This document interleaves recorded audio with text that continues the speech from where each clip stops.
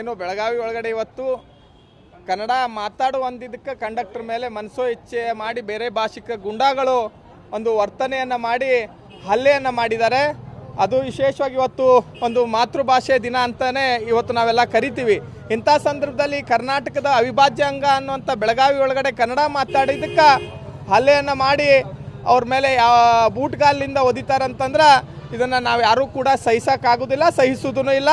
ಅದಕ್ಕೆ ಪೊಲೀಸ್ ಇಲಾಖೆಯವರು ಇದ್ರ ಬಗ್ಗೆ ಗಂಭೀರವಾಗಿ ತಗೋಬೇಕು. ಸರ್ಕಾರ ಯಾಕೆ ಪದೇ ಪದೇ ಈ ರೀತಿ ಆಗ್ತಾ ಇದೆ, ಇಂಥವ್ರ ಮೇಲೆ ಯಾಕೆ ಕನ್ನಡ ಬಾವುಟವನ್ನು ಹಾರಿಸಿದ್ರೂ ಕೂಡ ಬೇರೆ ಭಾಷಿಕರು ಹಲ್ಲೆ ಮಾಡ್ತಾರೆ, ಕನ್ನಡ ಮಾತಾಡಿದ್ರು ಕೂಡ ಬೇರೆ ಭಾಷಿಕರು ಹಲ್ಲೆ ಮಾಡ್ತಾರೆ ಅಂದರೆ ಕನ್ನಡಿಗರು ಎಲ್ಲಿ ಬೇರೆ ರಾಜ್ಯದೊಳಗಿದೆಯೋ ಏನು, ಕನ್ನಡಿಗರು ಕರ್ನಾಟಕದೊಳಗೆ ಅಂಜಿ ಬದುಕುವಂಥ ಪರಿಸ್ಥಿತಿ ಆಗಿದೆ ಅನ್ನುವಂಥದ್ದು ನಮಗೆ ತಿಳಿತಾ ಇಲ್ಲ.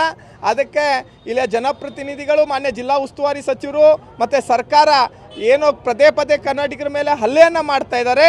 ಅಂಥವ್ರ ಮೇಲೆ ಅತ್ಯಂತ ಕಾನೂನಿನ ರೀತಿ ಕಠಿಣ ಕ್ರಮವನ್ನು ತಗೊಂಡು ಗುಂಡಾ ಕಾಯ್ದೆಯಡಿ ಪ್ರಕರಣವನ್ನು ದಾಖಲಿಸಿ ಗಡಿಪಾರು ಮಾಡುವಂಥ ಕೆಲಸ ಮಾಡಬೇಕು. ನೀವು ಒಂದು ಮಾಡಿ ನೋಡ್ರಿ, ಎಲ್ಲರೂ ಕೂಡ ಕನ್ನಡಿಗ ಮಾತಾಡೋರಿಗೆ ಎಷ್ಟು ಗೌರವಿಸ್ತಾರ, ಎಷ್ಟು ಪ್ರೀತಿಸ್ತಾರ.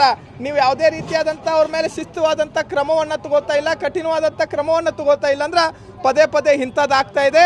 ಯಾವುದೇ ಕಾರಣಕ್ಕೂ ಪೊಲೀಸ್ ಇಲಾಖೆ ಈ ವಿಷಯದೊಳಗೆ ರಾಜಿ ಸಂಧಾನವನ್ನು ಮಾಡದೆ ಪ್ರಕರಣವನ್ನು ದಾಖಲಿಸ್ಕೊಂಡು ಅಂಥವ್ರ ಮೇಲೆ ಕಠಿಣ ಶಿಕ್ಷೆ ಆಗಬೇಕು.